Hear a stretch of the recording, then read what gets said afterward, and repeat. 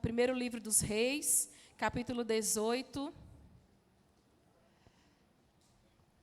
Aleluia, glória a Deus.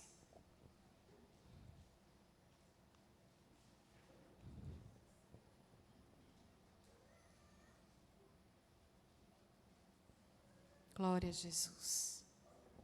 Aleluia.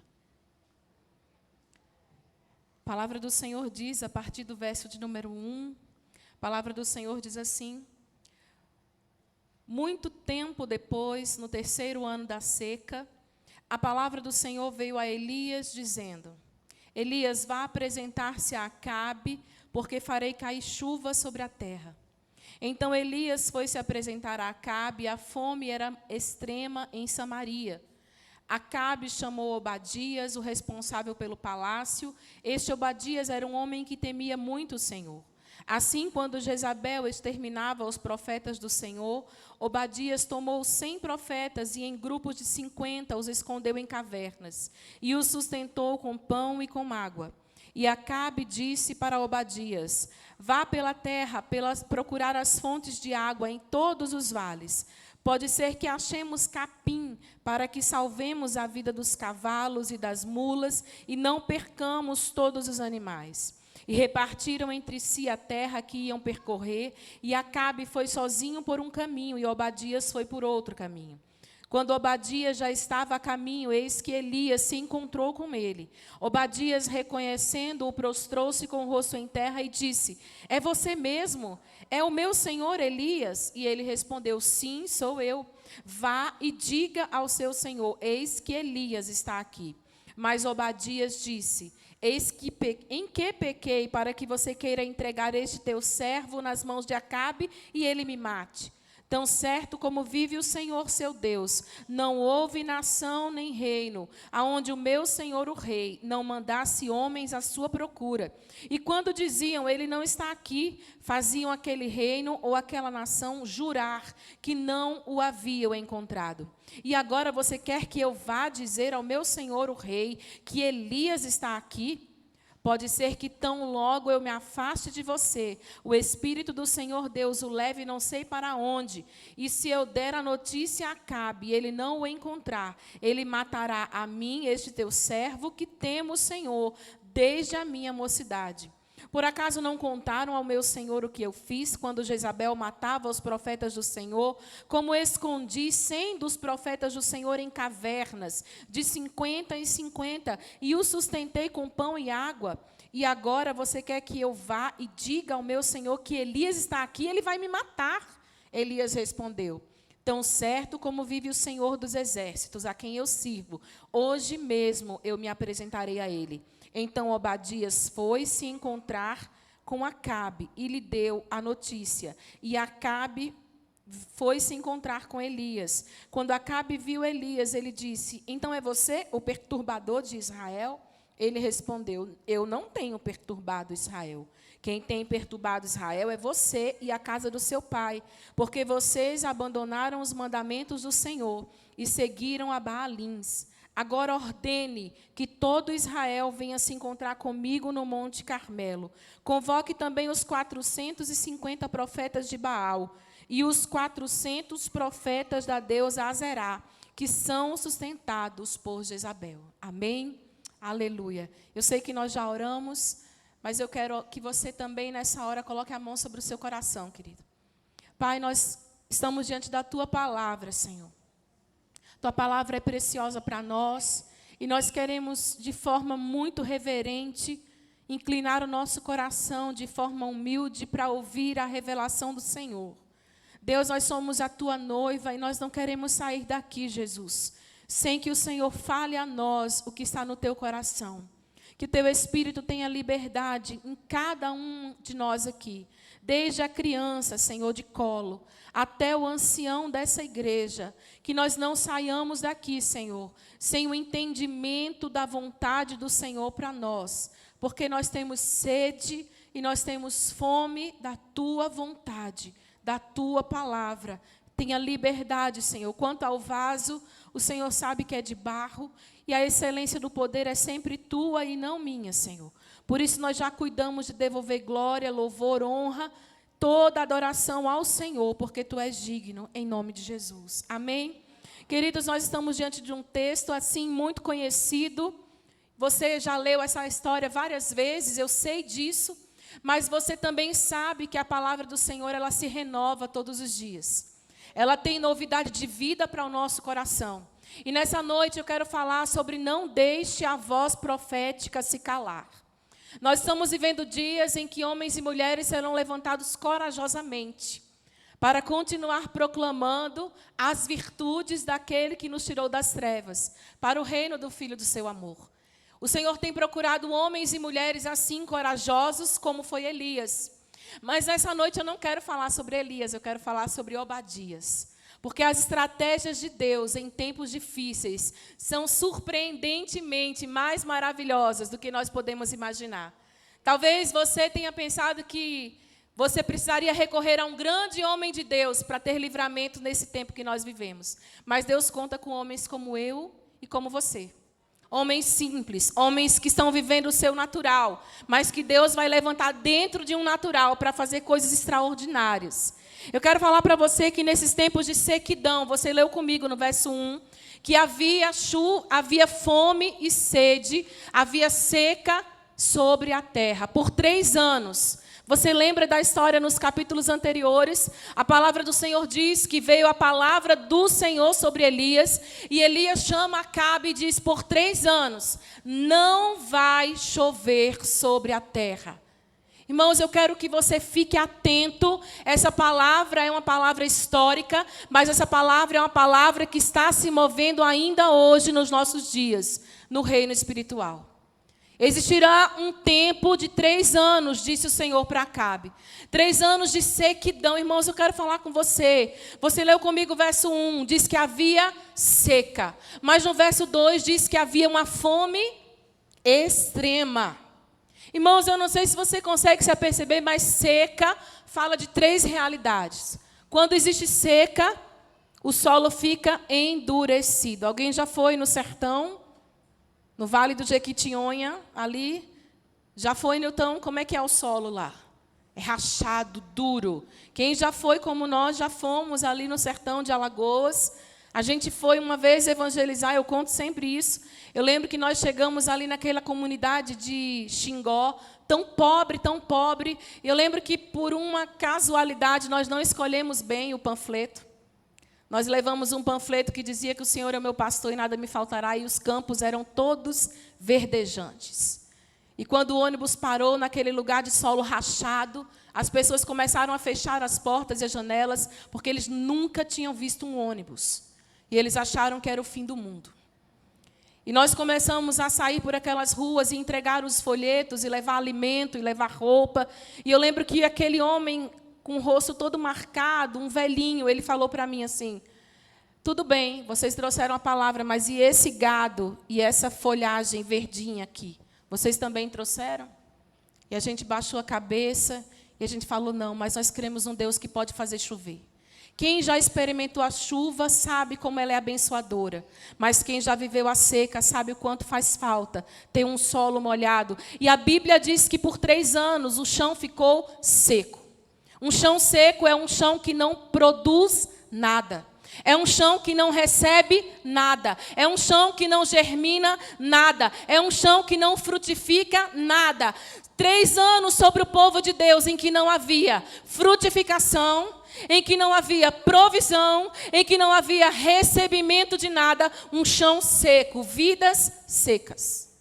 Mas também a Bíblia diz que havia uma fome extrema. E é interessante porque a fome causa 2 tipos de reação no ser humano. A fome pode gerar 2 tipos de pessoas. O primeiro grupo é um grupo de pessoas desesperadas pelo alimento. Elas vão fazer de tudo para voltar a comer. Elas se tornarão até humildes para aceitar alimentos que antes ela não comia. Quem já viveu a seca sabe que comer um teiu é normal. Quem já viveu a seca sabe que matar um lagarto e comer é normal. Porque na seca, a pessoa, o ser humano se torna humilde, ele aceita qualquer coisa, ele está com fome. Mas tem um segundo grupo de pessoas que, quando as coisas estão difíceis, elas se manifestam. São aquelas pessoas que estão tão exaustas por não comer, que elas começam a perder a fé em Deus. Elas começam a praguejar, porque elas sentem-se desesperançosos. Pessoas que começam a reclamar, porque se Deus fosse bom, a minha situação não estaria assim. Se Deus se importasse comigo, Ele mandaria chuva. É como diz aquela canção secular, quando olhei a terra ardente. Me ajuda aí, Dani, você conhece essas músicas antigas todas, que ele tem uma alma de velho, não é? Perguntei a Deus do céu, por que tamanha humilhação? Você entende isso? E eu quero dizer sobre nós, irmãos, que muitas vezes, quando a gente entra num estado de sequidão, de falta de água espiritual, a gente se torna pessoas assim. A gente começa a perder a confiança em Deus. E naqueles dias, quando o povo estava começando a ficar desesperado, porque para o autor dizer que a fome era extrema, a palavra do Senhor nos revela, e eu quero que você guarde isso no seu coração. Em tempos de sequidão e de fome extrema, Deus continuará falando com o seu povo. Em tempos de sequidão, a voz profética não vai se calar, porque circunstâncias não limitam o poder do nosso Deus. Havia falta de água por 3 anos, havia fome por 3 anos, mas Deus não estava alheio àquela situação. E a palavra do Senhor diz, olhe comigo, verso de número 1, que naquele dia, muito tempo depois, no 3º ano da seca, veio sobre Elias a palavra do Senhor. Eu quero declarar que não importa os anos que nós vamos enfrentar, o que já estamos enfrentando, Deus tem uma palavra para liberar sobre o povo dele. Deus não vai ficar mudo, irmãos. Ele sempre vai falar. E a palavra do Senhor foi, vá e apresente-se a Acabe, porque eu farei cair chuva sobre a terra. Irmãos, uma condição desfavorável não sela o final de todas as coisas. Ela pode desencadear o início de um novo tempo, um tempo de abundante chuva, como nós vamos ver no capítulo 19, no final do verso 45. Abundante chuva veio sobre o povo. Mas eu quero dizer para você que existiam condições desfavoráveis.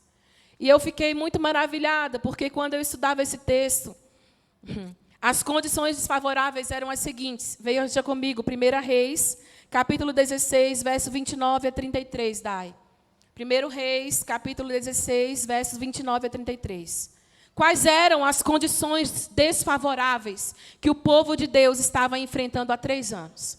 A primeira e maior delas era um rei iníquo sentado no trono. Um rei que praticava imoralidade. Um rei idólatra. Um rei que, embora se dissesse ser do povo de Deus, era pagão. Porque ele tinha buscado entre os sidônios uma esposa, Jezabel, filha de Et-Baal, ou seja, que era adorador de Baal. E essa mulher era uma mulher que manipulava as coisas. E a Bíblia diz que não houve um rei tão mau quanto Acabe. Deixa eu dizer uma coisa para você, irmãos. Em meio a condições de um rei imoral e iníquo no trono, Deus vai levantar a sua voz profética. A segunda condição desfavorável era um governo contrário a tudo que agradava a Deus. Leia comigo o texto, a partir daí do verso 29. Acabe, filho de Onri, começou a reinar sobre Israel no 38º ano do reinado de Asa, rei de Judá. E Acabe, filho de Onri, reinou sobre Israel em Samaria 22 anos. Acabe, filho de Onri, fez o que era mal aos olhos do Senhor, mais do que todos os reis que vieram antes dele. Verso 31. Como se fosse pouca coisa andar nos pecados de Jeroboão, filho de Nebate, Acabe foi mais longe, tomou por mulher Jezabel, filha de Et-Baal, rei dos Sidônios, e foi, serviu a Baal e o adorou. Levantou um altar a Baal no templo de Baal que tinha edificado em Samaria. Acabe fez também um poste da deusa Aserá, de maneira que cometeu mais abominações para irritar o Senhor, Deus de Israel, do que todos os reis que vieram antes deles. Irmão, preste atenção. Um rei iníquo no trono, ele só vai cometer coisas que desagradam a Deus. Havia uma terceira condição desfavorável. Era um tempo de perseguição e morte contra os profetas do Senhor. Olha o que diz 1 Reis, capítulo 18, verso de número 13. A palavra do Senhor diz assim: por acaso não contaram ao meu Senhor o que eu fiz quando Jezabel matava os profetas do Senhor? Como eu escondi 100 dos profetas do Senhor em cavernas, de 50 em 50, e os sustentei com pão e água? Irmão, preste atenção, um rei iníquo no trono vai fazer coisas que desagradam a Deus e vai perseguir o povo de Deus. Vai tentar calar a voz profética.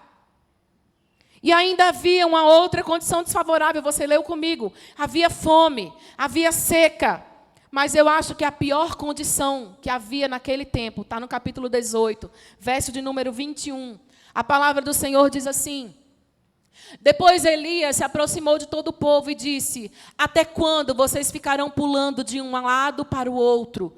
Se o Senhor é Deus, sigam-no. Se Baal é Deus, sigam-no. Porém o povo não disse uma só palavra. A condição desfavorável era um povo chamado povo de Deus, com um coração dividido.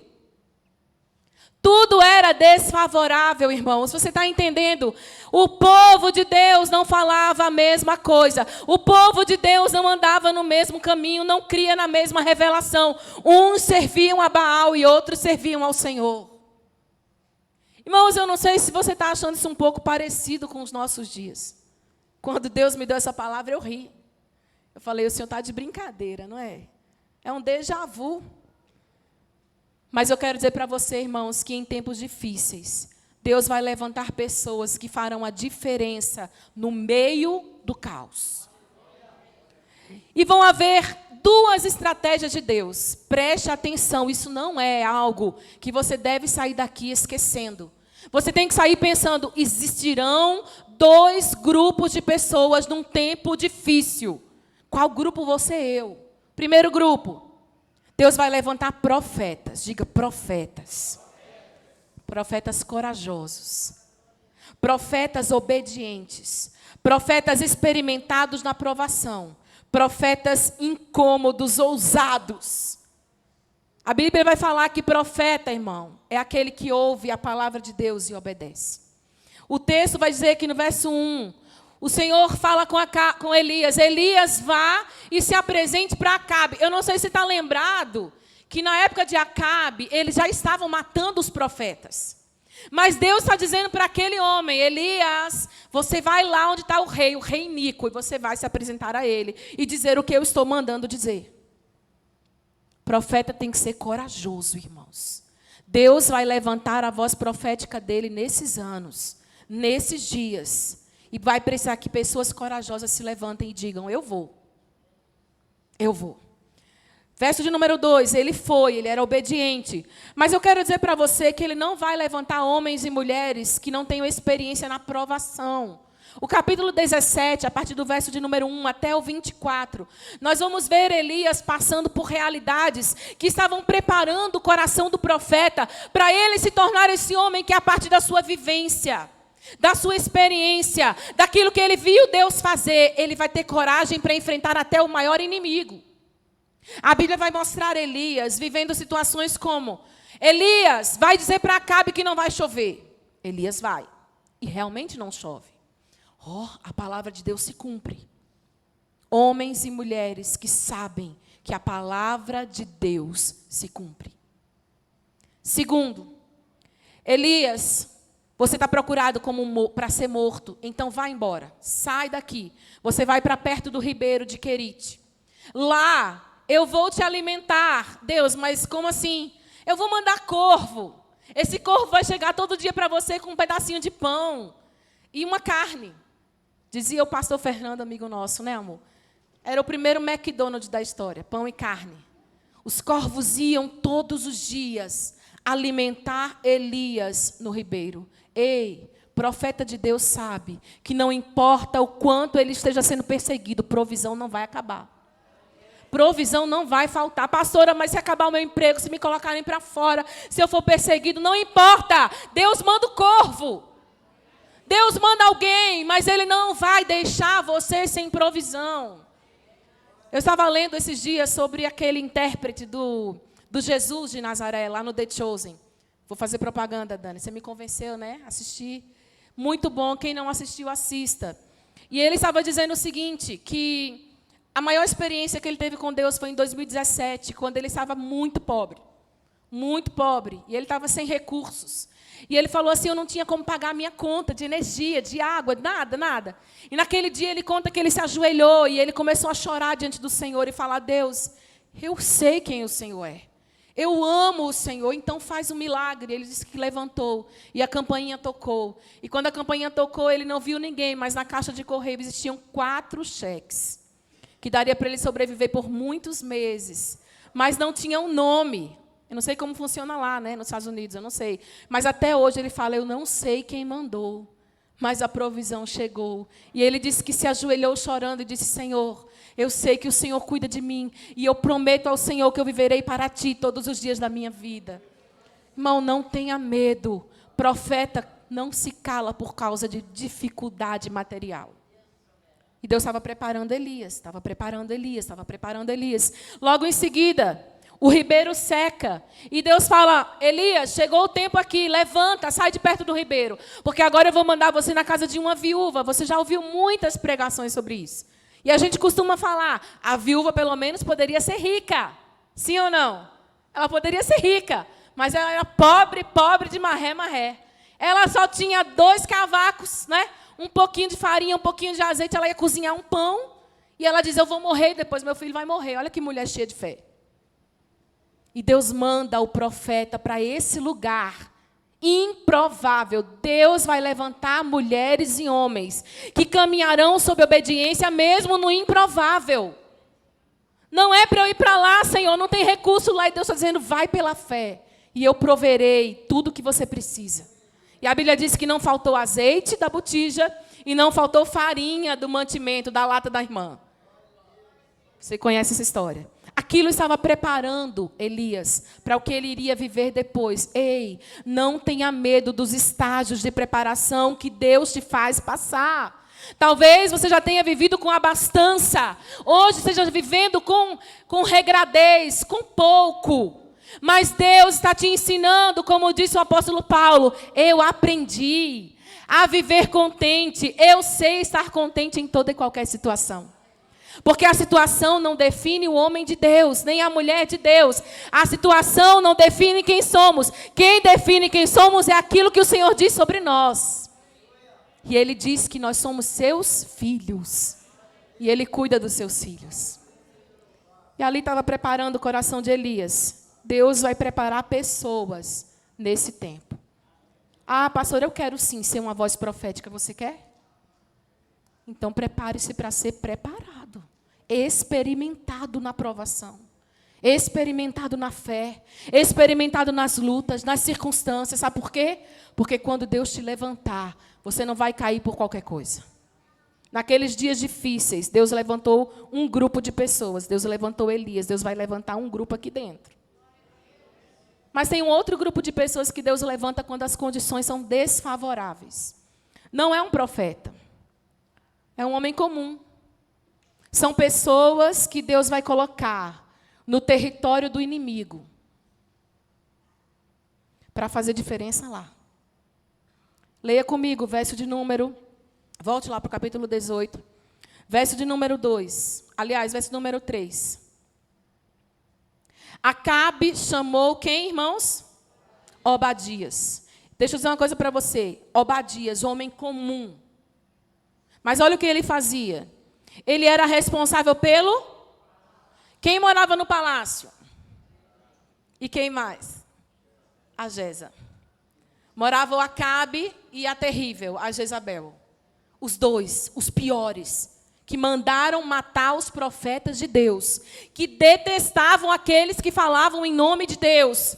Eu pergunto a você, você queria ir para um lugar desse, trabalhar lá dentro? É como, não vou falar nomes aqui, Mas é como se Deus pegasse você hoje e mandasse trabalhar em algum lugar aqui do Brasil, onde tem um homem e uma mulher que gostam de rodar a saia na Ubanda, no candomblé, e que estão no governo. Você ia querer ir trabalhar lá? E se Deus te mandasse para lá? Vai ter um grupo de pessoas nesses dias que Deus vai levantar para colocar de forma estratégica no território do inimigo, porque Deus vai usar a mim e a você. E eu não ouvi um amém. Porque eu não quero ir para o território do inimigo, pastor. Não é? Mas olha o que a Bíblia diz. Obadias era o responsável pelo palácio. Que bênção. Mas quem era ele? Não era apenas um alto funcionário do rei Acabe. A Bíblia diz que ele foi colocado no meio do caos, no meio da injustiça. Mas ele tinha uma característica que esses homens e mulheres de Deus terão nos próximos dias. Olha o que o texto diz. Esse Obadias era um homem que temia ao Senhor. E a minha Bíblia diz que temia muito ao Senhor. Ele não temia ao Senhor de qualquer jeito, não, irmãos. Ele tinha uma intensidade na vida com Deus. Ele temia muito ao Senhor. E Deus vai colocar pessoas que temem muito ao Senhor em lugares estratégicos, no território do inimigo, porque lá nós faremos a diferença. Lá no palácio, Obadias foi colocado. Mas eu acho lindo, porque ele, meio à injustiça, ele continuou amando, honrando, temendo ao Senhor e não se deixou corromper. Quando Deus te colocar numa escola, numa UMEI, numa faculdade, numa repartição, num hospital, levante-se como aquele que honra ao Senhor, porque teme ao Senhor muito. Esse Obadias temia muito ao Senhor. E eu acho tremendo porque ele teve coragem de fazer algo muito arriscado. Olha comigo o verso de número 4. Quando Jezabel exterminava os profetas do Senhor, Obadias tomou 100 dos profetas que iam ser mortos. E ele escondeu esses profetas de 50 em 50 em cavernas.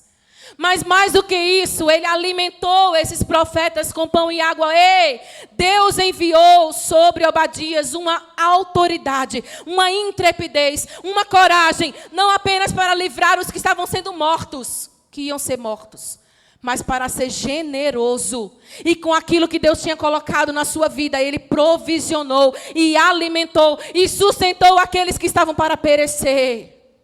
Que venha sobre a igreja do Senhor o espírito de liberalidade, generosidade, para que nós possamos, sim, sustentar aqueles que vão precisar de nós, irmãos. Porque vão existir pessoas que vão ter a coragem que nós não temos, profetas de Deus. Talvez você não tenha a experiência de um profeta, a palavra de um profeta, a voz de um profeta, a intimidade de um profeta, mas você tem algo que você faz no seu dia a dia. E Deus vai usar você no seu trabalho para abençoar aqueles que precisam ser guardados em tempos difíceis. Eu li há esses dias num livro sobre homens que serviram ao Senhor na África, antes do grande avivamento da África. E aqueles pastores e suas esposas começaram a viver uma perseguição e morte tão grande que eles começaram a passar fome mesmo. E a igreja que os tinha enviado começou a juntar recursos para provisionar algo para eles. Eles vendiam carro, eles vendiam um móvel, eles vendiam um bem para mandar algum recurso. E eles conseguiram trazê-los para uma convenção, para um seminário. E naquele dia o pastor falou com eles: olha, se vocês não quiserem voltar, nós vamos entender. Aí o líder lá dos profetas, dos pastores, disse assim: por favor, irmão, você pode buscar não sei o que para nós. Ele saiu da sala. Quando ele voltou, a sala estava em forma de roda. Havia uma mesa posta com a ceia do Senhor disposta, assim, não tão bonita, porque eles não tinham tantos recursos. E eles disseram: nós voltaremos para a África. Nós e nossas esposas. E se nós tivermos que dar a nossa vida e morrer naquele lugar, a única coisa que nós pedimos a você, eu esqueci o nome do evangelista, é que você volte e nos sepulte. E aí ele conta no livro que ele teve que voltar para sepultar 13 daqueles pastores, esposas e filhos. Mas eles não retrocederam, irmãos. Talvez você não seja aquele que vai, mas será aquele que vai sustentar, provisionar, socorrer, ser cobertura espiritual sobre aqueles que terão a coragem, que muitos não vão ter. 2 grupos de pessoas. Tenha coragem para fazer algo que vai arriscar até mesmo o seu emprego. Quem era Obadias? Ele era o responsável pelo palácio. Se o rei Acabe ficasse sabendo que Obadias guardou os profetas que a esposa dele, a rainha Jezabel, tinha mandado matar, o que seria de Obadias? Primeiro, ele seria demitido, destituído do posto. Segundo, ele seria morto. Mas ele não teve como precioso o seu emprego. Você entende isso? Ele não teve como precioso os seus recursos, o seu status, o lugar onde ele tinha sido colocado. E nem mesmo a própria vida. Porque, como disse o apóstolo Paulo, em nada considero a minha vida como preciosa, contanto que eu cumpra a carreira e o ministério que eu recebi do Senhor. Irmão, chegar nesse nível de não ter a nossa vida como preciosa, é quando a gente foi experimentado e sabe que ama ao Senhor e que teme ao Senhor e que conhece o Deus a quem serve. Se eu perecer, disse Esté, pereci. Mas eu me apresentarei diante do rei. Obadias teve essa coragem de fazer algo para preservar a voz profética. Ele não deixaria que a voz profética se calasse, mesmo em meio aos rituais abomináveis de Acabe, mesmo em meio aos deuses pagãos de Jezabel, mesmo em meio àquela fé distorcida, ele não se deixou corromper. Talvez como Daniel ali no exílio, na Babilônia, que mesmo em meio ao caos, ele se trancava no quarto e ele se ajoelhava e todos os dias ele orava, porque o que estava ao redor dele não corrompia o que estava dentro dele, irmãos. Não importa o que você está vendo acontecer, o que está colocado dentro de nós é a preciosa semente do Evangelho, é o poder de Deus para a salvação de todo aquele que crê. Não abra mão da preciosa semente que foi colocada dentro de você. Não importa. Mesmo sabendo do risco de morte, ele continuou trabalhando. E a terceira verdade é que para ser usado por Deus, num tempo de grande iniquidade, a gente vai ter que ser pessoa que de fato teme a Deus. Olha o que diz o verso 3, este Obadias era um homem que temia muito ao Senhor. O nome Obadias significa aquele adorador de Javé, ou servo de Javé, ou seja, servo do Senhor. Mas quando a gente fala de temor do Senhor, a Bíblia nos mostra que existem 2 tipos de temores ao Senhor. 2 tipos de temor. Como assim, pastora? 2 tipos. O primeiro tipo é o medo. É o medo e o pavor do castigo divino. Nesse tipo de temor não há arrependimento. Sabe quando o povo de Deus estava guerreando, e ali em Josué capítulo 2, verso de número 9, a palavra do Senhor diz assim, o povo respondendo para Josué e para os israelitas, para os hebreus, eles disse, bem sei que o Senhor deu essa terra a vocês, e que o pavor que vocês estão causando caiu sobre nós, e que todos os moradores da terra estão se derretendo de medo. Pergunta, eles temiam o Deus de Israel, sim ou não? Sim ou não? Sim. Mas que tipo de temor? Era um temor que gerava medo. Era um temor do julgamento divino. Era um temor do que iria acontecer com eles, o castigo que poderia chegar até eles. Agora, olha o segundo tipo de temor. O segundo tipo de temor é, olhe para mim, é reverência, diga reverência. Respeito. Amor. Reverência, respeito e amor que leva alguém a obedecer a Deus, pautado numa vida de arrependimento. Quem se arrepende tem dentro de si um temor que o leva a obedecer a Deus, porque ele ama a Deus. Porque ele quer honrar a Deus com a sua vida e com as suas atitudes. O verdadeiro temor a Deus, ele resulta da certeza do perdão de Deus sobre nós. Da certeza de que o castigo que era merecido para mim e para você, por causa dos méritos de Cristo, não nos foram imputados, ao contrário, nós recebemos uma justificação. E por isso não há mais condenação para aqueles que estão em Cristo Jesus. Por isso a gente ama ao Senhor. Por isso a gente honra ao Senhor. Por isso a gente dá respeito, glorifica e obedece ao Senhor. Não é por medo, é porque a gente sabe de onde Deus nos tirou e para onde Ele nos levou. Esse temor era o temor que estava no coração de Obadias. É o temor que precisa estar no nosso coração, essa admiração sincera, reverente ao Senhor, que nos leva a uma vida de retidão, de comprometimento com Ele, uma vida que vai agradá-lo, andando todos os dias da nossa vida, pensando, eu quero viver para a glória de Deus. Quer eu coma, quer eu faça qualquer outra coisa, quer eu beba, que seja para a glória de Deus. Essa vida, ela demonstra temor a Deus. Eu quero que você acompanhe comigo 3 textos da Bíblia que falam sobre o temor do Senhor. O primeiro deles, Daiane, está em Provérbios 9, verso 10. A palavra do Senhor diz que o temor do Senhor é o princípio da sabedoria. Irmãos, o que Obadias teve que fazer para se tornar cada vez um homem mais temente a Deus? Ele precisou aprender a discernir entre fazer o bem e fazer o mal. Quem é sábio para fazer boas escolhas. Quem é sábio para não se deixar escravizar por nada que nos controle e nos afaste de Deus. Aquele homem começou a receber do alto sabedoria.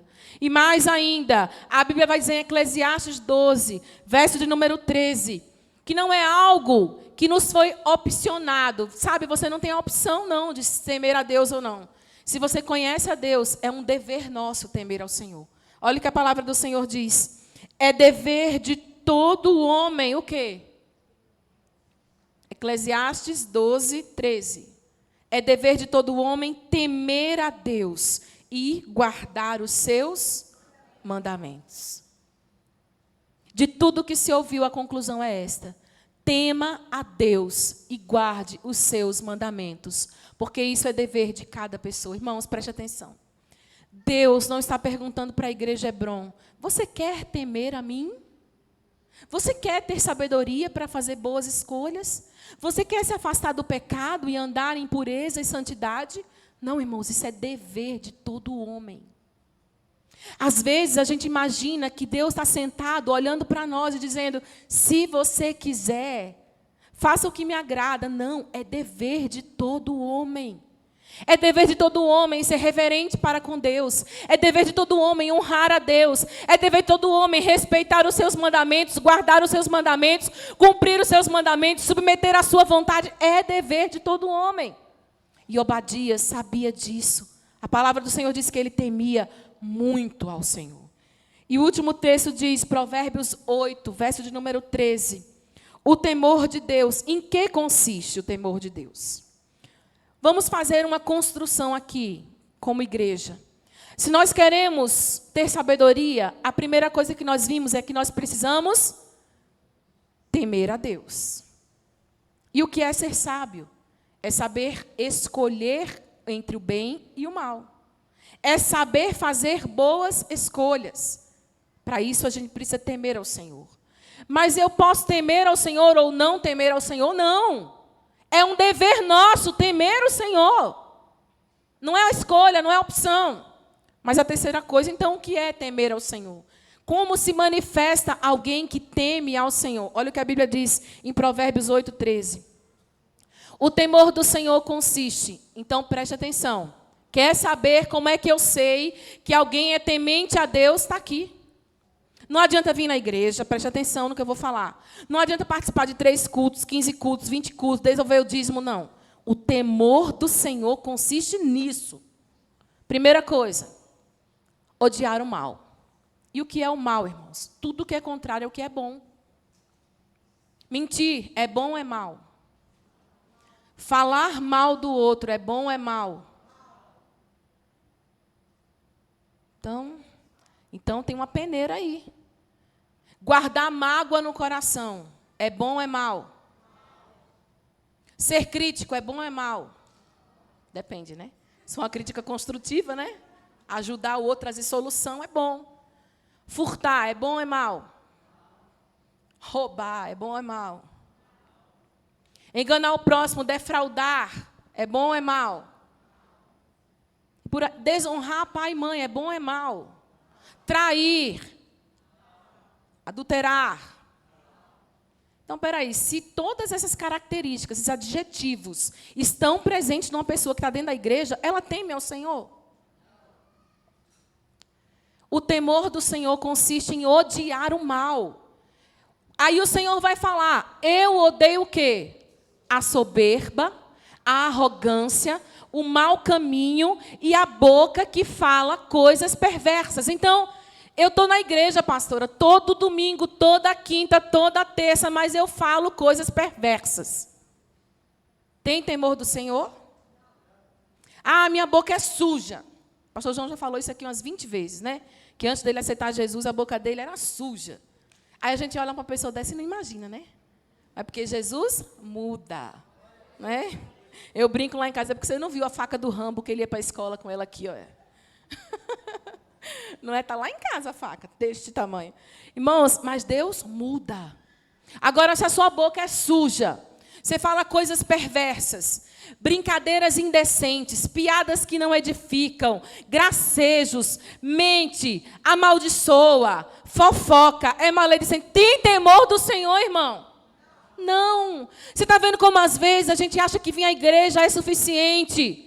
Temer ao Senhor é mais do que fazer parte de um círculo de pessoas que estão arroladas num hall de membros e que frequentam a mesma causa. É praticar o evangelho, a vida com Deus é prática. E a Bíblia vai dizer que o Senhor abomina o mau caminho, a boca perversa, o soberbo, a arrogância. Provérbios vai dizer que a soberba precede o quê? A ruína. Se você quer cair, tenha certeza, seja soberbo antes. Antes, seja soberbo. Com certeza você vai cair. Vai cair na sua escola, vai cair na sua faculdade, vai cair no seu emprego, vai cair na sua família, vai cair aonde você for. Porque a Bíblia é muito clara, um coração soberbo vai enfrentar a queda. E a Bíblia diz que Obadias temia o Senhor. E mais do que isso, ele, além de temer ao Senhor, ele era um homem que perseverou e que era constante. Abra comigo lá no versículo 12 do capítulo 18 de 1 Reis. Olha o que a Bíblia diz quando Obadias começa a falar. Ele diz o seguinte.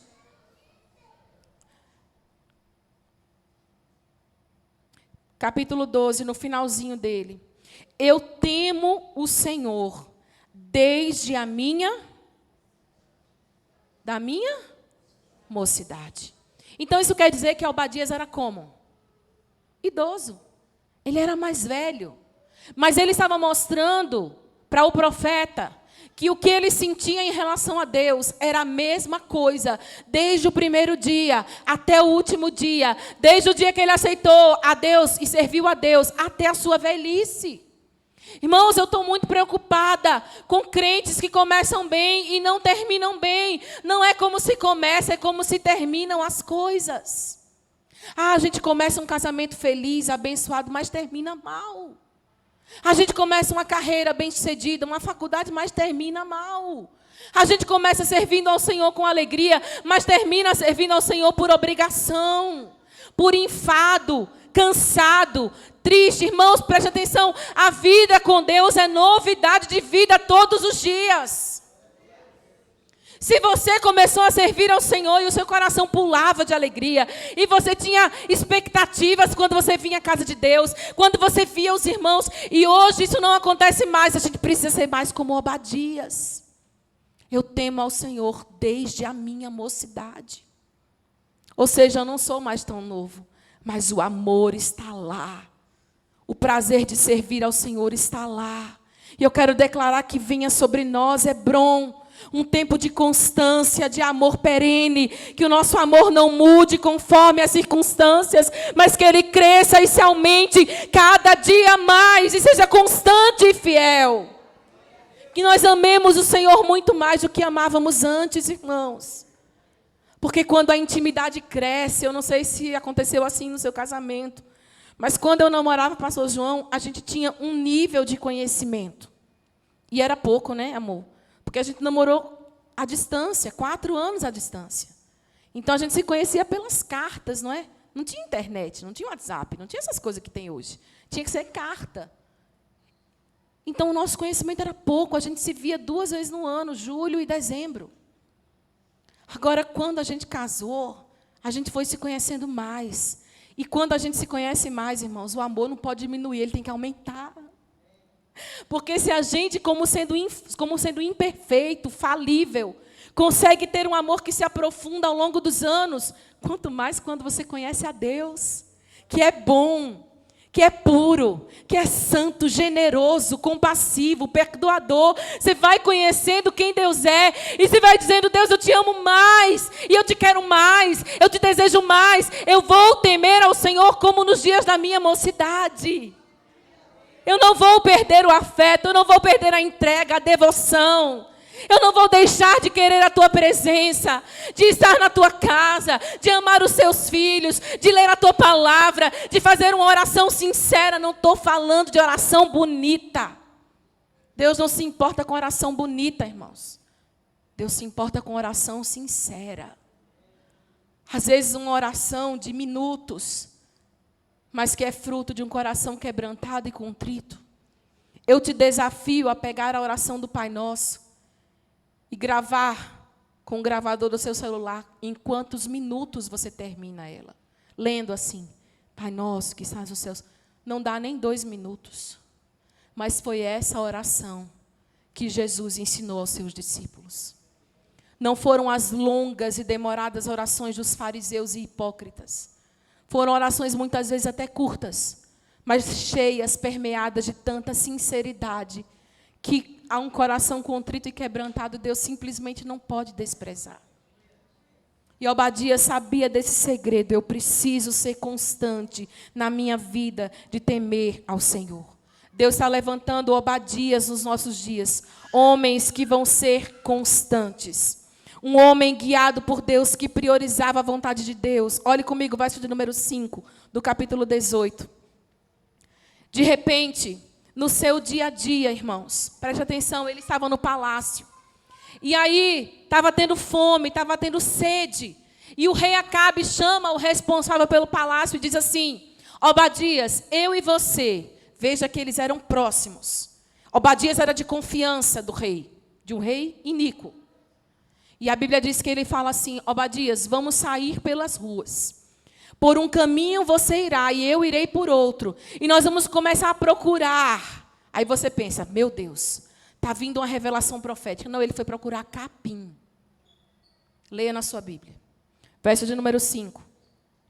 E Acabe disse para Obadias: vá pela terra, todas as fontes de água e todos os vales. Pode ser que nós achemos capim, para que salvemos a vida dos cavalos e das mulas e não percamos todos os animais.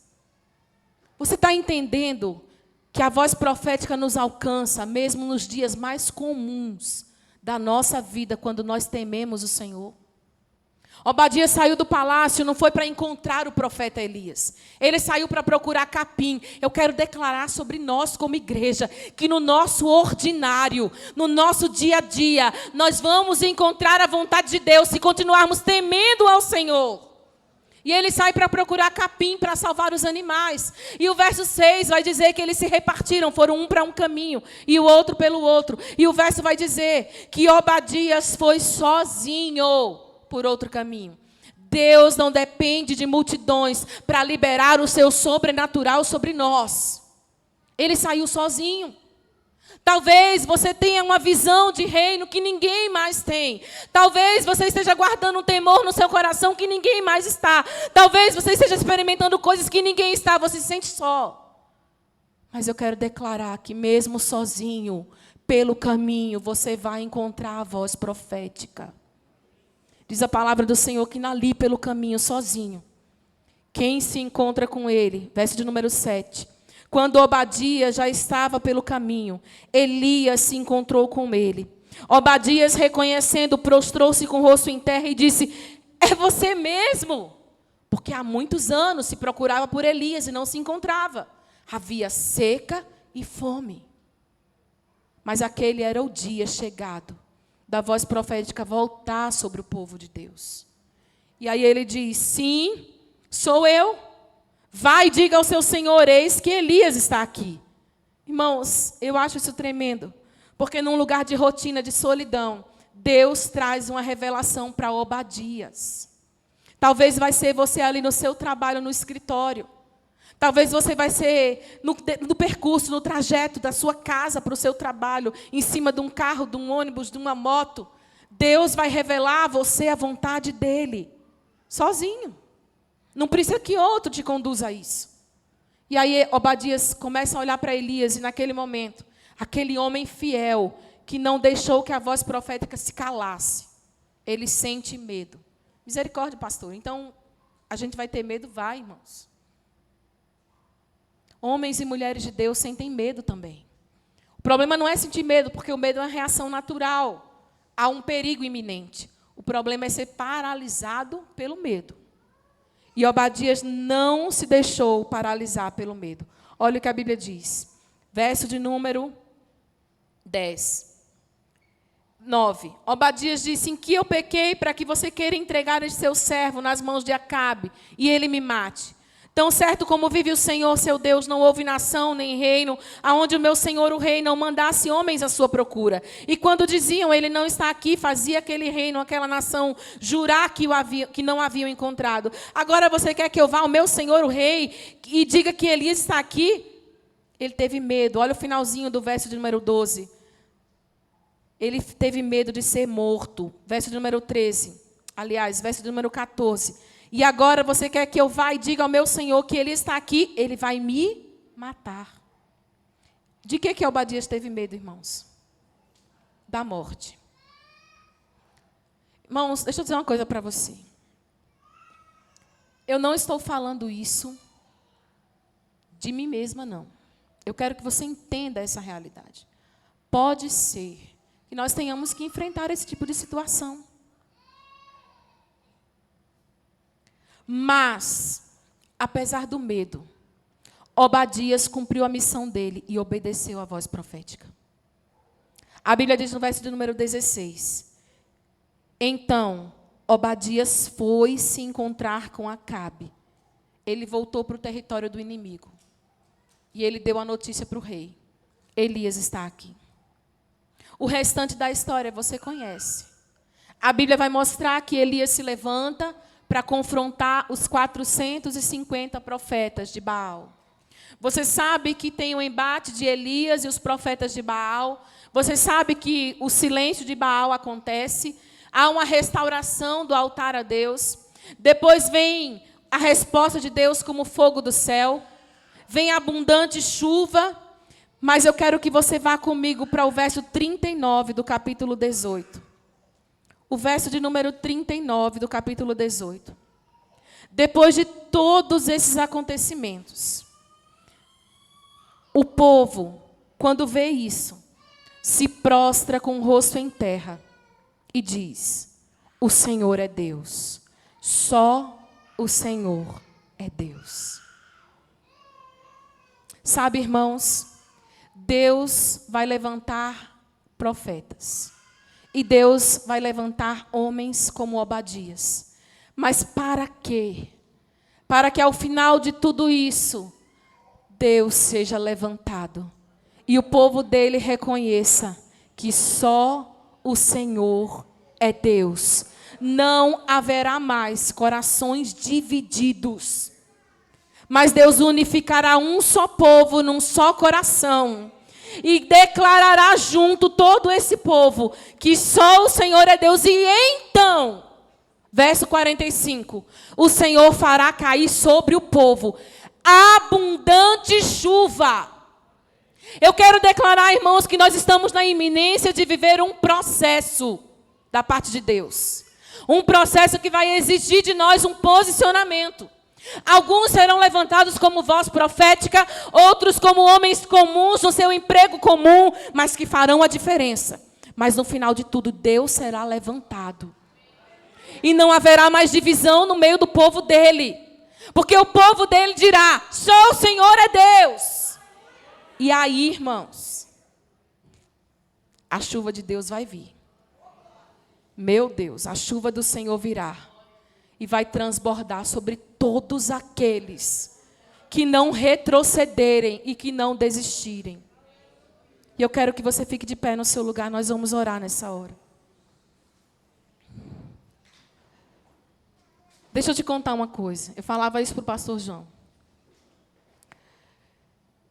Lá pelo mês de novembro, dezembro, em meio a toda essa expectativa que alguns tiveram, de que algo fosse ser transformado, fosse ser feito novo, alguma coisa acontecesse, o Senhor me deu essa palavra.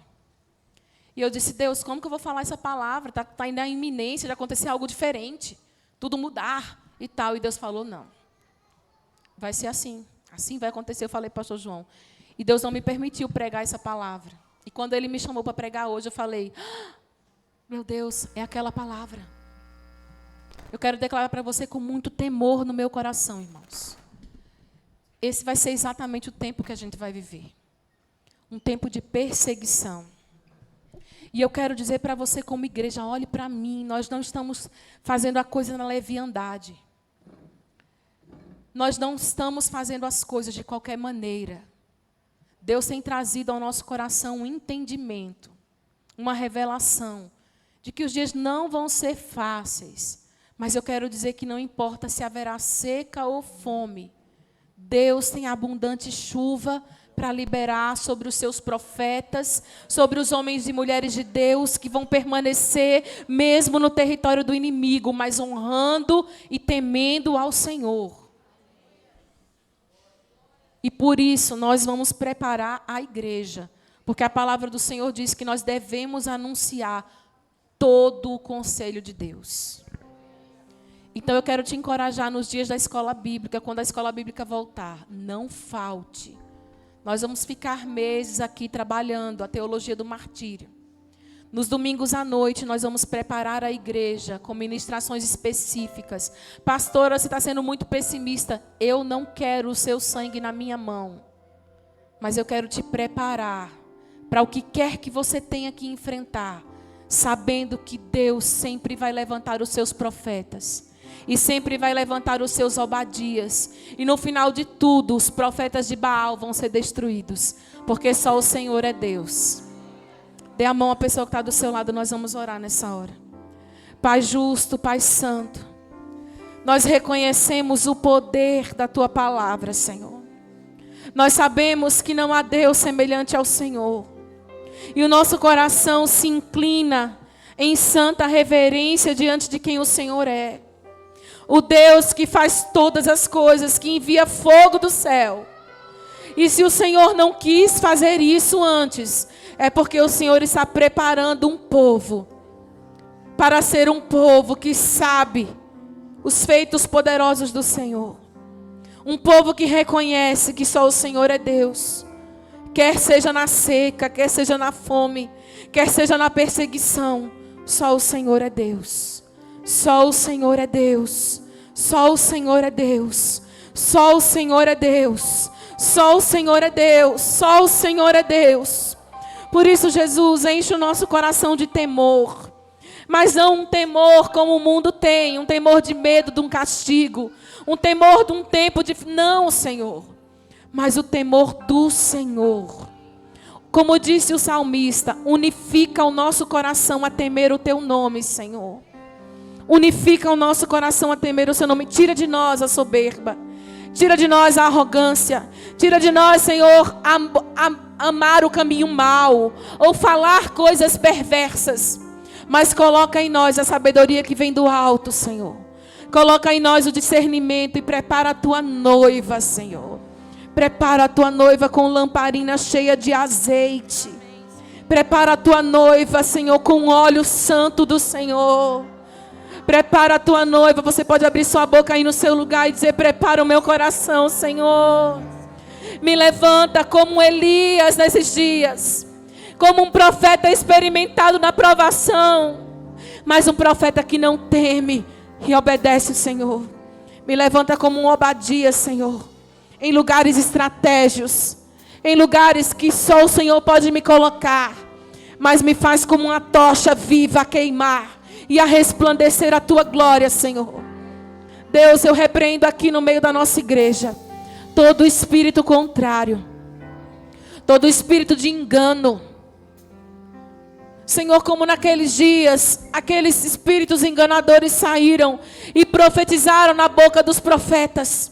Nós agora declaramos que nesse lugar o espírito de engano não tem ocasião. Nós levantamos aqui Ananias, Senhor. Homens que têm a voz do Senhor e não temerão falar a voz do Senhor, mas que não serão espíritos enganosos, Pai. Levantamos aqui Obadias, Senhor, e Elias.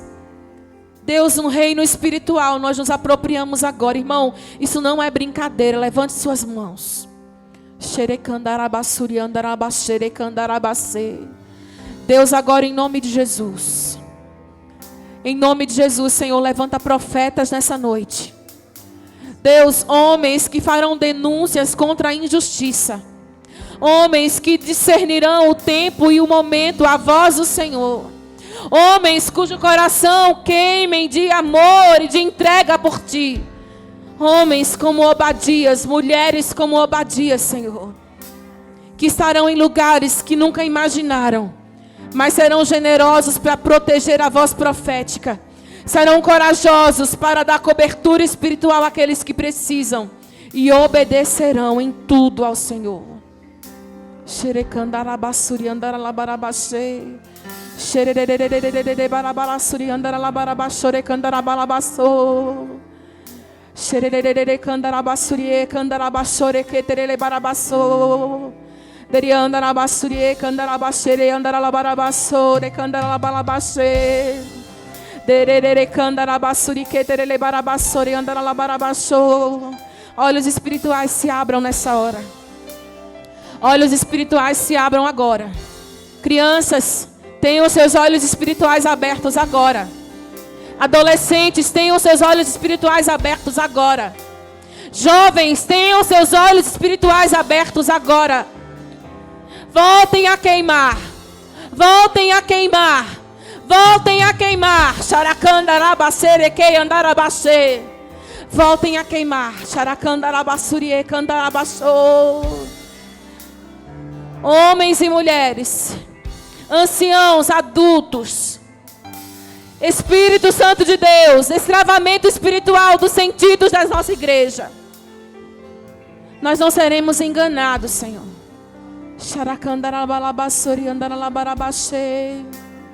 Voltem a queimar, voltem a queimar, voltem a queimar. Espírito Santo, vem agora, Senhor, nós te pedimos. Derrama um renovo sobre a tua noiva. Derrama um renovo sobre a tua igreja, Espírito Santo. Corações frios sejam aquecidos pelo poder do teu Espírito. Corações que estão gélidos, voltem a queimar.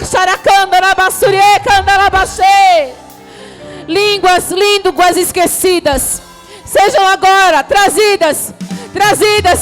Recandarabaçurie candarabaxê. Xerelebarabaçô. Recandarabacê. Voltem a queimar, xarabás. Voltem a queimar, xaracandarabaçô. O fogo de Deus. Volte a queimar, fogo do céu, como desceu naquele dia. Xaracandarabaçô, recandarabacê. Eu quero mais de ti, Deus. Eu quero mais de ti, Deus. Acende um fogo em meu coração que eu não resistirei, eu não controlarei. Eu quero mais de ti, Deus. Eu quero mais. Levante suas mãos. Diga, Senhor. Acende um fogo em meu coração que eu não resistirei, eu não controlarei. Eu quero mais de ti, Deus. Eu quero mais de ti, Deus. Acende um fogo em meu coração que eu não resistirei, eu não controlarei. Eu quero mais de ti, Deus. Eu quero mais de ti, Deus. Bem mais, bem mais,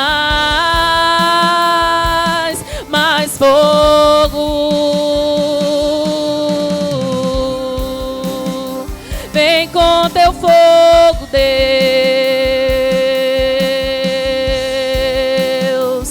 Serecanda la basorianda la bashe.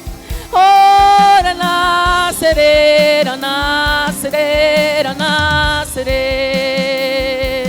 Oh, xarabalabacere, canta la basore, canta la barabasso. Sorele barabasurianda la barabacere, canta la barabasso. Corações voltem a queimar. Frustrações sejam agora apagadas pelo fogo do Senhor.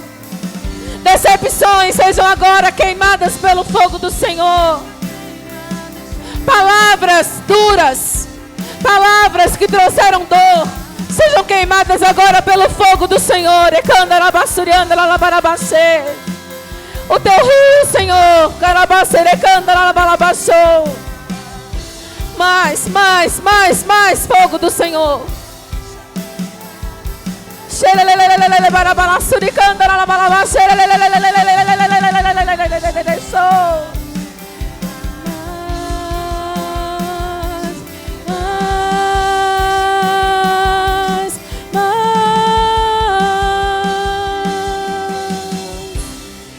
Oh, Jesus, sarabasere cantaralabas.